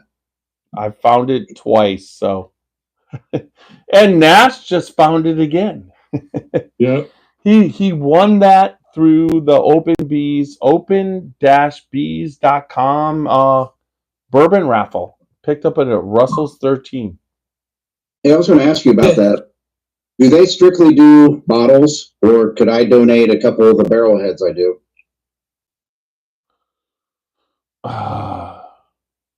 That's interesting. I don't know. I think we'd have to ask Christy. Yeah, she probably could put those out there as far as something that she could raffle off. Yep. Yeah, because like I say, everything that they get helps those kids, and no matter how they get it and what the raffle prizes are, I'm sure that she'd be willing to put it in there. Because, as she said, each year they're just trying to make it bigger and better for the kids. So all right. All right, there we go. Right. Who wants to go first? You guys go. What are you picking as your favorite double oak? Not double, just double. All right, we're gonna let the man himself in the top right corner on my screen, Tiny, in the Bourbon Studio. All right, so my favorite was a toss-up between, but it wasn't a toss-up. When I pulled this out, it was Peerless Double Oak Batch 1. Wow. You pulled out a ringer. No, it was almost, it was like this far away from bourbon of the year. That was my favorite. If I had to go 2, Neely French Oak, in those new French Oak barrels is pretty damn good. Yeah. And then 3 would be Woodford. I mean, although I didn't put up the standard Woodford double oaked, because that is a fantastic bottle that you can pick on the shelf. All right. All right. All right, Andy. Okay. Bottom left. Let's go to Barrelhead. Well, it's hard for me to compare what I have because I didn't try some of the ones you guys have, but I'm going with my everyday I started off with, and that's my Woodford Double. All right. There you go. All right. Respectful. Yeah. Do you have a number 2 and number 3 pick of what you got? I like my Whiskey War, the Wizard of Oak. Okay. When it's just one of the Ohio picks that they did. Then I do like the chicken cock. Same here. All right. Good deal. CT. Okay, so I'm gonna bust all your balls with this one. Number 1, absolutely probably the bottle that I've loved the most since the beginning. The bottle that I have a backstory on Jeff not liking rye and then getting him to like rye. Sagamore Double Oak. Every day when you can buy this bottle for $52 is one of the best double oaks you will ever drink. It is absolutely a Milky Way. Send me one up. Wow. Dude, I sent you one up in a Christmas tree for crying out loud. I got it. I drank it all. Before hated that was 2 Christmases ago. I drank it the day I tasted it. I tell people, if I'm in a store and people will ask you, like, oh, you like bourbon? And they're like, well, which one should I get? If this bottle is sitting there, other than Woodford Double Oak, this is a absolute must for $50. It is so freaking good. So this is number 1. Number 2 would be that Peerless. I like that Peerless batch 1. That's fantastic. That's pretty good. 3 for me is tough because I like the Double Oak chicken cock. I like the barrel pick that I have, which is called Marshmallow from Whiskey War. I've got a Starlight Double Oak that I like a lot. So my 3rd is a tough. I can't pick one over the other. The Starlight Double Oak, I'd love to taste because I have not tasted that. So this one was finished. So when we got this was a barrel pick, and it has the Hungarian heads in the barrel. So it definitely had a little different nuance than their normal Double Oak. Cool. Okay. All right, Nash. All right. Well. Very, very tough decision. Out of what I have tonight and what I've tasted, got to go with what I've got here tonight. So I want to say that it's got to be. Goddamn. This Peerless Double Oak batch 1 is the caramel butterscotch chocolatey Milky Way bomb of the century right here. And I finished. If you ever get a chance to taste that batch 1, it's totally different from batch 2. Yeah, but batch 2 comes up to match it as far as it's not like it's a disappointment. But batch 1 is spectacular.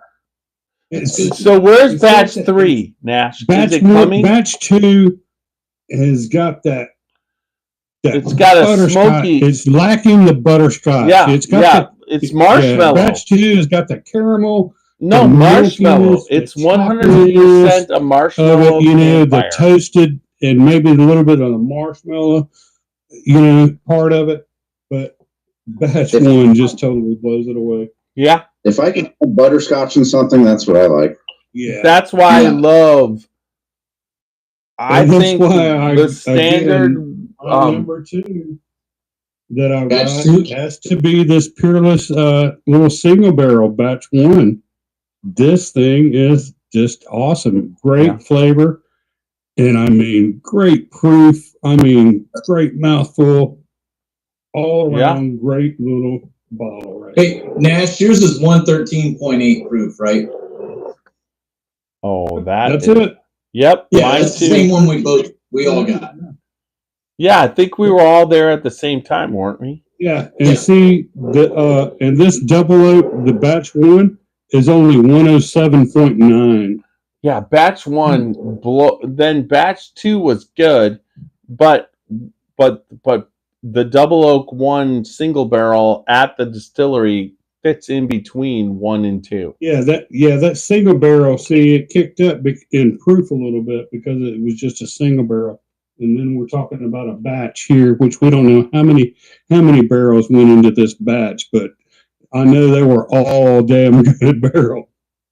And then so wait, Nash. So I got a guy on YouTube, Lake Shea wants to know what's the best Scotch under 50. Let's just Scotch under 50. I will give them that High Ride Johnny Walker for $39.99. Yeah, fantastic. Yeah. But the best double oak bourbon that's under 50, or let's just say in the 50s, we all know what that is. Look, this is the only one. I like Greg's Chicken Cock whiskey. Thanks for saying whiskey. This right here, hey, Jim Beam, double oak, single barrel. Your number 3. And I got, and I've never tasted that Sagamore rye, and I want 50, to. Did you say Sagamore rye? Under 50, that's probably. Yeah, I'm going to be looking for that Sagamore rye double oak. Yeah, that's my next bottle right there. You're welcome. Hey, but that's going to have to be right there, my third pick for tonight out of what I've got and what I've been drinking on. Because, like I said, this had a better mouthfeel. $19.99 all day long. Bottle. Caramelly, vanilla. Nobody can do what Jim Beam is doing at a price point like that to put it in another barrel. Nobody can afford to do that but Jim Beam. Yeah. Yeah, but then you think about it, what they're doing with just everything they're doing. They throw a 7-year label on Jim Beam Black. You taste it, and it's spectacular at $23.99. Indy, what were you saying? That rye it's not available in Ohio, correct? Oh, absolutely, it is. It's in Centerville. There's a store that usually has it sitting on the shelf, and it's $51.99. Okay. This is my third bottle of it, and I don't drink 3 bottles of much of anything because I just go through different stuff. Yeah. This is bottle number 3. Okay. How often? Go ahead. Just to tease you a little bit, Jeff and CT, I got about 4 bottles of Old Carter coming. Oh, all the way down to batch 7. I found a wait. Did you get another batch 9? I got a batch 7, a batch 10, and a batch 9 coming. Oh, batch 9. F every other bourbon for Christmas. Just every year, get me a batch 9. No. We need batch 9. What? Yeah. We need batch 9. You got a batch 9. Yes, he did. I gave him a batch 9. I have it. It's right up there. Yeah. You don't need no more batch 9. And you know what? I don't remember. Did you open that bottle yet? I opened it the night he gave it to me. You were here. You had some. I don't remember having it. That night when we came back, when you slept over. Yeah. Bring it. Bring it on the bus or it didn't happen. Oh, Yeah, bring exactly. it on the bus. Bring it on the bus. Hey, Dash, you give me another bottle of Batch 9 for Christmas and you say you're gonna, I'm bringing it on the bus. I'll bring it on the bus. I will. I can't remember having it that night. Sure, I'll give you another bottle for Christmas. Yeah. Bring it on the bus in September. Oh my CT, God. I think he bought it. All right, everybody, it's late. Thanks for sticking with us on Facebook, YouTube, and everybody. We're not stopping yet, but we're going to end this podcast on the podcast format. So just remember, everybody. Thank you, www.scotchybourbonboys.com. Check us out there. And then all the podcast formats, Facebook, YouTube, X, and Instagram. And then also make sure you check us out on all the podcast formats, which would be Apple, iHeart, Spotify, and any other format that you listen to. But remember, Deezer. Yeah, Deezer is there. If you're gaming, drink some bourbon and listen to the Scotchy Bourbon Boys. But remember, good bourbon equals good times and good friends. Drink responsibly, don't drink and drive, and remember to live your life adventurously. Little Steve-O's going to take us out.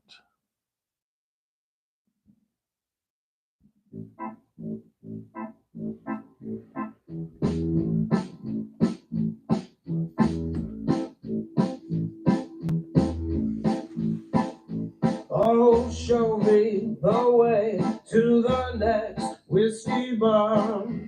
Oh, don't ask why. Oh, don't ask why. Show me the way to the next whiskey bar. Oh, don't ask why. Oh, don't ask why. Oh, if we don't find the next whiskey bar, I tell you we must die. I tell you we must die. I tell you we must die. All right, we stopped recording, but we still are live on Facebook and YouTube, so be responsible. All right, audio magic. We'll turn it all on. Let me do this, and then we'll. All right, file, publish to. We'll call this Double Oak.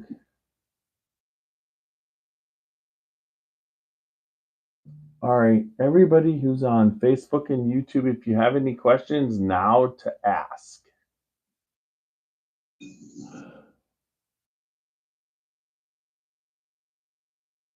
It's like he's always out right after we end, right? Right. It's like he doesn't stay on to talk.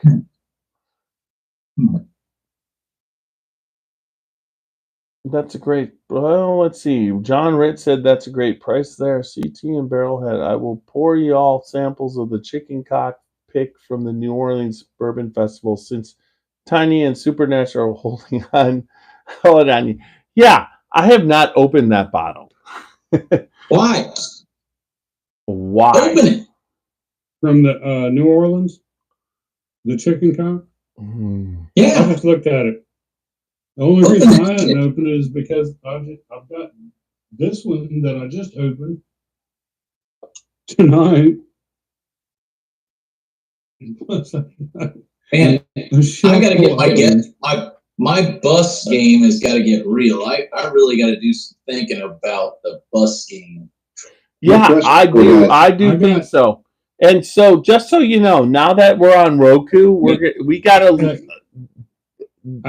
Our bus game has to be different. I got something for the bus. Andy, what'd you say? Is there, if I come down that Wednesday for the bus tour, because I was offered a ticket. Yeah. Is there a floor spot that night somewhere? Is there a what? Spot on the floor somewhere. Oh yeah, there's a place for you. But Okay. but didn't Wayne and wait? I got a question. How? But the bus tour, Wayne and what you call it, took the bus tour tickets. Different one, Jeff. What bus tour? No, same bus tour, but he's got a different ticket that he's going to take.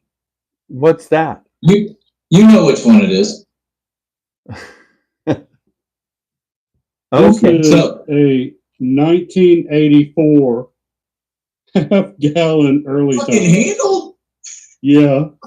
Oh, you're awesome. I'm drinking all of that.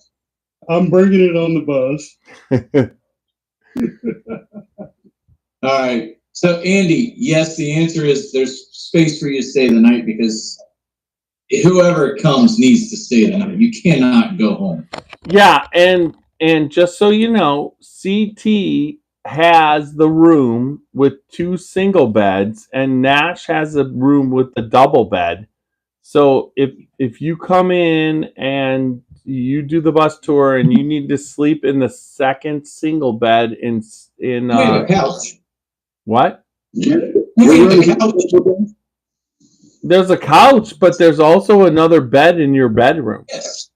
But so Walker's saying he may need a place to stay too, so we got room. We'll make it work. We're the Scotchy freaking Bourbon Boys. If I need to make a pallet in the back of my Tahoe, we'll make room. I can whittle something. I'm sure you can. Hey, we'll make it happen. All I gotta say is, if there's not enough room, fuck them. There's gonna be enough room. Hey, just so you know, just so you're not shocked, Chris doesn't wear a T-shirt while he's making breakfast, so that's obvious. And you probably have about 12% more body fat now. Some pancakes with bourbon barrel aged maple syrup. Chris, you weren't wearing a shirt when you drove by the brewery the other day, so I don't think you really want. I was feeling very free and expressing myself. Did you have pants on? You were feeling 60s, huh? Oh my God! It was free and you know what it was? Is I was rolling down the street and this song came on. It was like, "I'm too sexy for my shirt, too sexy for my shirt." So one of my favorite songs ever. Screw it, take it off. Let's roll. Hey, I know it's something at your car lots. Hey, don't. Huh? Tractors, because that's the newest thing in Springfield. People driving around on their lawnmowers. Oh, Jesus. Well, I have plenty of those drive by the shop. I'm not going to lie. Well, if we make this Roku thing work, everybody will be able to quit their jobs at retirement and just do this. I mean, it's just like the Scotchy Bourbon Boys, moonshiners kind of thing. Moonshiners deal with moonshine. We deal with real whiskey. Oh my gosh, Walker. What did Walker say? He's talking about we'll easily have 100 bottles to share. He said he thought he brought 12 or more when Tiny and him. I'm going to bring a lot of the Z-Biotics drinks for that week because I'm going to need every damn one. I'm probably going to have those more than anything. Does that work for you? Should I bring? Hey, Walker. That half gallon, that's just a teaser of what I'm gonna bring. It was that early times, motherfucker. I'm gonna blow everybody's minds. I will drink half that gallon of early times if that's early. Well, I brought that for all you people that's gonna get out of control. Was that the bottled in bond early times from back then? You know, I didn't look at the proof. I mean, that's my favorite whiskey. Since I started, it's an 84. You know, it's got to taste 10 times better than half the whiskeys of today. The early times bottled in bond. Yeah. I've bought 9 bottles. I think it is. It's the number one, my favorite whiskey to buy since I started. I did not buy 9 bottles of anything. Okay, I have a question for you. I have a few bottles of that, but I was told there's a difference between the one I have and the one that's got a black cap to it. Metal cap and cork are different. Of what? Yes. I have not tried the cork. So the metal cap is a Buffalo Trace Sazerac product. It says it on the back of the label. You can see it says Sazerac. Yeah. Okay. Not different.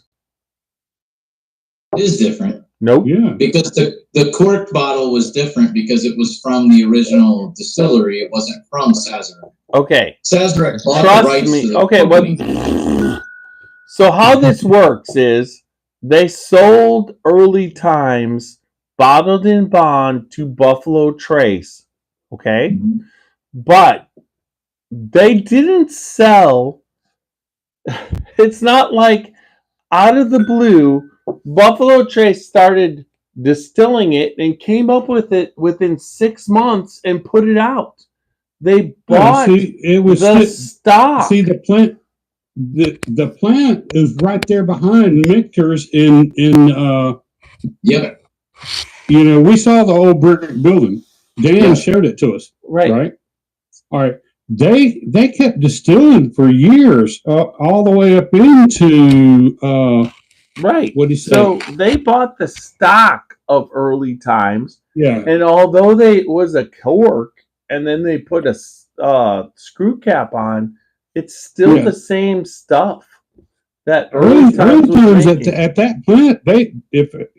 From what Dan just said, I believe they stayed open until like late 70s or early 80s at that plant distilling. Yeah, I think it was early 80s. Early 80s, yeah. So what early times was putting out, which at the time I believe early times was Brown and Foster, isn't it? Brown Foreman, yeah. Brown Foreman sold early times to Buffalo Trace, but they sold all their stock to Buffalo Trace. Sazerac. And so they bottled it and put it out, and it's the same juice. No. No. Not the same. What do you mean? How is it not the same? They didn't miss a beat. This has been a thing that people in the bourbon industry, several people have tested this, and it is absolutely not the same. That's what I'm telling you, I was drinking it in both cases, and it is the exact same juice. They sold them their stock. They sold them the barrels. It won't change until 6-7 years from now, or 4 or 5. No, they've already ran out of their stock. No, when they sold, they ran out of that. There's no, they didn't miss a beat. They did not miss a beat. They didn't use that for that stock. Yeah. What? So Buffalo Trace is putting out a product that's 1 year old. There's no way. No, I'm just saying they didn't use it as early times. They didn't use it as early times. Yeah, and you're telling me Buffalo Trace had a bunch of shit that was separate from what they were doing that they didn't like to do, so they just put it out as early times bottled in bond 4-year-old bourbon. I'm saying people like Julian Van Winkle and other people associated with them, they put those barrels back, and those barrels were all being used for other projects. All right, and the projects we don't know, but I'm from sure everything I heard, Brown and Foreman sold them everything they distilled as Buffalo Trace bourbon, bottled in bond, 100%. So so it takes 4 years before Buffalo Trace will take its place, and it's only been 2 years. Mm-hmm. So, Early Hey, Times Nash. was producing Yeah. bottled in bond at 4 years, 100 proof. They Yeah. sold it to Buffalo Trace plus the stock. So for 4 years, it's going to be the same shit before Buffalo Trace, who instantly started producing based off the mash bill. So 4 years, and we've only been at 2 years. So what they're producing is the 2 same. years since they purchased the company. Yeah, but I'm telling you, I've had it. They've been I use it for producing and barreling, for years. Who? Buffalo Trace. Not that mash bill, not that same thing that Early Times was doing, not in used barrels. Early I'm Times, totally confused. you are. It's like Yeah. Brown and Foreman sold them their little stock of what they were when they bought it. Yeah. Not only did they buy it, but they bought the barrels. Yeah. The barrels, it's going to take 4 years because it's bottled in bond. What liquor are we talking before about? that other stuff. They did that with Pappy Van Winkle too. So in other words, Buffalo Trace bought Pappy Van Winkle and they started putting out 23-year based off of nothing Van Winkle. It's the same thing. When they bought it, they bought the stock. Same thing with Early that Times. stock had been sitting there. But the stock of Early Times has aging. to at least be 4 years old to be bottled in bond. And Buffalo Trace instantly, within 3 months of purchasing Early Times, had Buffalo Trace Early Times with the label out on the shelves because I've been buying it to make the bourbon balls. Yeah. Well, So it's still right now, 2 years into it. You're buying what has been distilled recently. No, I'm buying what was distilled by Early Times 2 years ago, which was Brown and Foreman. Because it's Okay. Early Times shut down in the 80s. So to resolve this, just get 2 of them. No, Brown and Foreman has been making Early Times bottled in bond bourbon. Early Times regular shut down, but bottled in bond bourbon came out. The recipe, yeah. But that Early Times bottled in bond bourbon was being made by Brown and Foreman for at least 3 years when I was using it for the bourbon balls. Okay. And then when Buffalo Trace bought it, 2 bottles, 1 of each, and let's split it up and let's see which one was actually better. Just like there wasn't.